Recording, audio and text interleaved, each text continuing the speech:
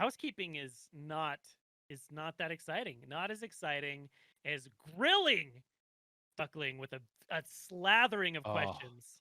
grilled duck is so good, by the way. Have you ever had Yeah, it? I don't like that terminology, guys. I don't I like the was way gonna- that was phrased, to be Mm. honest. Yeah, I know what you meant, but What Okay, if it sorry. We're could gonna be be literally pan grilled? frying duck. I'm sorry. Much We're gonna better. be deep fry. No, God, now I'm just hungry. It's true. This is technically the second time I've gotten to interview Duckling, but for people who don't It's know you very True. well, yeah, people don't know you very well. Give us the backstory of your life. What got you into gaming? What's your gaming background? What got you into LOR? Just all of that good stuff. so I played card games pretty much my whole life. When I was in elementary school, I was really into like Yu-Gi-Oh and Pokemon and all those type of card games. Uh, and then as I got a little older, that's actually when I got into Magic a little bit, but like not as much as other people are into Magic. Like I played Magic for maybe for like a year, and it wasn't like Hmm. competitive or anything. It was just for fun. And then I got into Hearthstone when that came out, and got to Legend in that and played that for a while. And Hmm. then it was just kind of a natural transition over to Runeterra. I really like the way Runeterra works versus any other card game that I've ever played. Hmm. Uh, Having the spell mana is one huge thing. Being able to have turns on like both play, like you have a turn on your opponent's turn too, allows for like a lot of deep thinking. And yeah, I just felt like generally they really checked the box in a lot of places that other card games were failing to. And yeah, I never looked back. Definitely, we we've definitely talked about the ins and outs and what makes Runeterra great, which is awesome to hear. I'm curious. There's a pretty, I mean, there's a pretty big jump from like, playing Magic kind of like casually, even to going and playing Hearthstone and getting Masters to winning, one of the biggest LOR tournaments out there, right? The seasonals. I mean, was there like a real concerted effort to be like more competitive in the game, or was it just sort of well, I'll play in the seasonals and I guess too. Yeah, definitely. I've always prided myself in every card game that I've played in trying to be like a more like creative deck builder and using more Hmm. like unique strategies. Uh, and with that being said, with how much I enjoyed the game of Runeterra, it like really motivated me to put a lot of time into like building decks and practicing the game and taking it more seriously than I took any of the other games. I definitely was taking the game seriously before winning the seasonals. Yeah. Hmm. You mean winning the biggest tournament wasn't the start of your competitive career? I could see how it could be, but no. Yeah, true. So, okay, you've taken down you are the reigning champ. I don't know why. For you to hold on to. Oh, sorry, I didn't catch that Oh, last part. I Saucy, think my please. internet just died. Oh, I think I'm uh, back. yeah, you're back. You're back. Cool. Hey. Are you upset at all that they didn't give you a giant trophy for you to hold on until the next season? I was like a wrestling belt, like you're the reigning Oh, champion. That would be so sick. But honestly, the biggest thing that I'm looking forward to is, and I don't even know if this is coming for a fact, but I really hope that we can start to have these events in person. I know it's been like a struggle with COVID and Yes. everything, but mhm. as we get past that, like it'd be really cool to get to meet you guys, meet viewers, and everybody in person. Just like go to the live event. So I hope that we have that, and then hopefully when that comes, so does the massive trophy. Yes, yes. So moving forward with Runeterra, what are your future goals? Both, competitively for fun. I know you're a content creator, all of that. What are your future plans and goals you've got? Yeah, so from the content creator side, definitely want to like grow the Twitch stream and be more consistent. I was very consistent for a while there, but then started a new job and it's been very time consuming. So trying to get back into like a more consistent schedule with that. And then from the competitive side, I'd like to win worlds since we're qualified for that. That'd be sick if we can take down worlds. Yeah, definitely. I know that's the just in talking with some of the other world's qualified players. Obviously, it's still shrouded in a bit of mystery, at least publicly. But it's certainly something that I think is on everyone's radar. Now, you mentioned you've been sort of a creative deck builder, and obviously we saw that in your seasonal lineup, running some pretty unique brews with the Matron Cythria deck, as well as some others. And I know you've actually been on that deck Timo. for a while. Yeah. Oh, right. Timo puff caps. But I know you've actually been on that Matron deck for a while. You were the first person I saw playing it.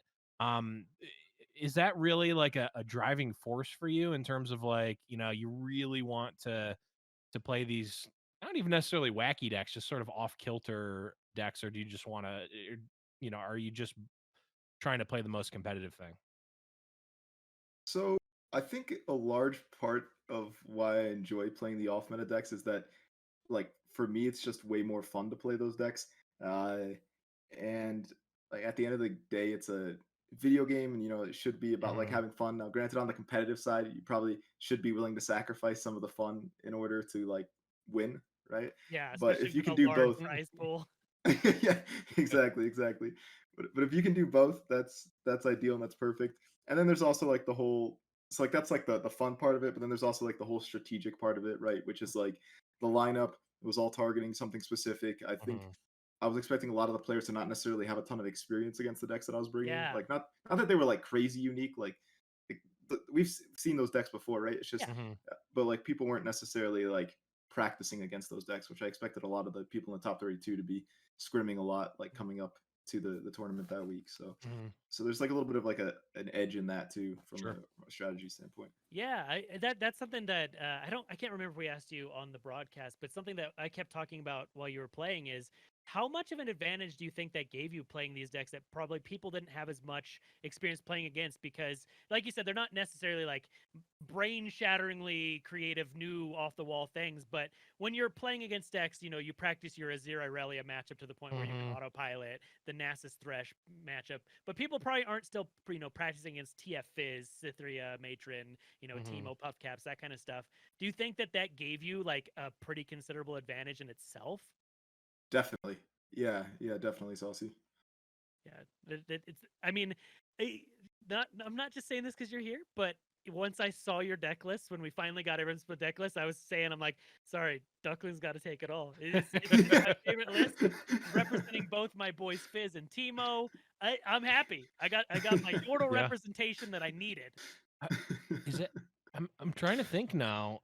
Are you? You may be the first person to win a seasonal with Timo in the lineup. Now that I'm thinking about it, I don't remember what decks Push P brought, but I don't recall Timo being in. Timo wasn't in Irigby's lineup. I don't think Timo was in Bay's lineup. Yeah. You may be the first. You may be the first champion of Timo in Legends of Runeterra. So You're you can invited on the But show anytime you want. you That just have, yeah, it's like a you have a badge now, and you can just anytime just summon Saucy and he will show yeah. up. It's basically like the opposite of Charmer, where can never come on the show. Duckling can always come on the show. Yes, Thank you, thank there's a you. yin and a yang, Yeah, and yeah, until Charmer wins a seasonal with whatever the inverse of Timo is, not gonna be allowed on the show. yeah. Seriously. Okay, yes, our producer is saying that the opposite of Timo is Malphite, and they've got the math to prove it. So what Although what can I? Timo does block Malphite for what it's worth. True, for some reason. Very true. Now Ignore him. we're gonna, of course, be talking about the new cards in just a second, but I gotta ask, and don't answer anything uncomfortable, but I'm curious if you have any fun plans with either some of the prize money, or are you going to be making like a large lump sum? Are you going to buy like $10,000 worth of like duck feed or something? Like, do you have any Ah, fun plans with the prize money? So honestly, my answer is kind of boring to that question. My goal, my like lifetime goal, ever since I was a kid, pretty much, was that one day I always wanted to own my own restaurant, and that's kind nice. of like evolved into like different things. Uh, Hmm. and what I mean by that is like now it's more specifically I want to start a franchise. Okay. So with that being said, I've been like saving up money, and that's essentially what I plan to do with that is invest it. Hmm. And it just gets me that much closer to my goal there. And So I can fiscal get that going. responsibility. Yeah, Although Boring. I would say as far as like fiscal responsibility is concerned, that's one of the least boring answers. Like That is opening up true. a restaurant is pretty damn rad. It's Yeah, what it's kind more of exciting restaurant? than I was gonna say. Now I'm I'm curious curious about now. well, what kind of restaurant does a duck own? So, so it's gonna depend on when I do it because like the way franchises tend to work is that they like there's like the hot franchise, you know what I mean, or like Yeah, the hot business model, the one that's in like Mhm, right now, fast casual dining is the type that's like succeeding the most, right? So like your mhm. Chipotle's, Yeah, your Panera Bread, like etc., like those type of layouts are what's the most successful. So it's mhm. gonna depend on the time frame there. So like if I Sure. open it up in 5 years, if I open up in 10 years, the market could like be completely different, you know? True.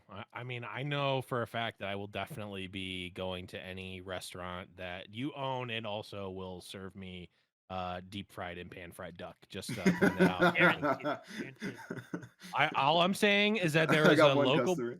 there was a local place and they had these amazing french fries, and they were deep fried in duck fat. Duck I'm fat, just saying, yeah. like, Oh, no. so good. They had they I'm just saying. I'm just So Wampa asks, Duckling, are there any decks that you wanted to bring to the tournament but didn't? Why didn't you bring them? Yes. So I really wanted to bring Nightfall. I love Nightfall. That's like the deck that I'm most comfortable with. I have so many games on that deck. Um, but it just didn't align with my lineup's objective. So like Mhm. all of my decks hard counter Targon. That deck does not do well against a lot of Targon decks. So that's really the big reason why we didn't bring it. But yeah, we definitely wanted to. Yeah, it's reasonable. Very interesting. Very interesting. Yeah, I mean, that's a bold choice, I gotta say. Like Nightfall, the the tried and true, right? The consistent, especially with you being so consistent on the deck, Yeah. and instead taking like a complete like 180 turn and saying, I'm gonna bring Matron Cythria instead. Paid off though. It's awesome. Yeah. Yeah. Okay. We've got another one. This one came from Twitter. Uh, I'm probably gonna butcher this name, but it was Acux or Acux asks, Oh, Aku, yeah. a quaction for Aku, Duckling. A Yeah. quaction is what I really Quaction. liked. Do you think TF Fizz can still work with the rummage nerf? Yeah, so funny enough, I've been out of town, so I haven't really been able to climb. I got to Diamond with Nightfall, and I'm currently Diamond 1 right now, using TF Fizz, which is, not necessarily any new cards, but yeah, the brief answer to that question is yeah, it definitely still works, definitely still viable. A lot of the top decks in the meta are still vulnerable to TF Fizz. TF Fizz does very well into Lee Sin, as we know. It does pretty well into Ez Draven too, if played correctly. They Yeah. can't really ever deal with Fizz, and wide burble boards are very difficult for them to deal with. And Sivir, I've been doing pretty well into Zed Sivir, but I'm not sure that I should be. So, I don't That The could be deck like is a pretty testament to your busted. experience. for sure, for sure. Yeah, the classic Ruben Zoo 2 Erechic Boogaloo. Yep. The brew for you. Coming in. Ruben, of course, coming in, getting rank 1, spiking it, and then just, disappearing off into the night. As he does. Coming in hot. Coming in hot. Got something for you. Okay, last viewer question here. From Chad and Fogger, they ask, "What is your opinion on the cards from Rise of the Underworld so far, and how do you think Viego in action will fit into the current meta?" Ooh, this is a good one. So Viego, I could see going into like an ephemeral type build, and I can also see it potentially fitting into Matron Cythria as far as like decks that currently exist. Um, and action is going to be an interesting one. I could see it probably going to be more so on like a low value type deck. Like I could see like a Zoe action deck being a thing. Mm, Like something like that true. is what like stands out to me, to be honest. But it's really hard to predict with that card because I could see that going a lot of directions. Mhm. It's true. Zoe sure does love seeing a lot of paperwork because it will help her level up Yeah, much quicker. so true. Which is awesome. Okay, so my question is, of course, what is your favorite duck-based product, and why is it duck milk? Okay. We We had gotta, to. We had to. We had to get that in We there. we made it could the not whole get that in show. there. We didn't bring up duck milk even one time. Yeah. Blevins, we screwed up badly. We didn't ask Duckling the most important question. Oh, you're right. We didn't. Okay, we have one more Uh, question for you. so most important. First, what's your favorite guardian in the game? Guardian. Probably. I mean, it's like Chip's a strong contender for sure, for obvious True. reasons. Respectable. But I really like I like that dark dragon. I don't remember the name of it, but it like Oh, draws its head back when you click on it. You know, it's like, yeah. uh, There's two because and then there's what shoots a ball. Infernal Drake. yeah. Yeah, it's like the Infernal Drake, but it's like there's like a Dark Star version of it. I think it's like Yeah. Dark Star Drake or something. You know. Yeah. Yeah, I don't remember the Yeah. exact name of that one. That it's from the most recent Mhm. event patch. All right, that's it for this video. Thank you so much for tuning into the channel. We record episodes live every Tuesday right here and on Twitch. Be sure to subscribe if you want to see more Runeterra content and ring the bell for notifications when our videos go live. See you next Tuesday.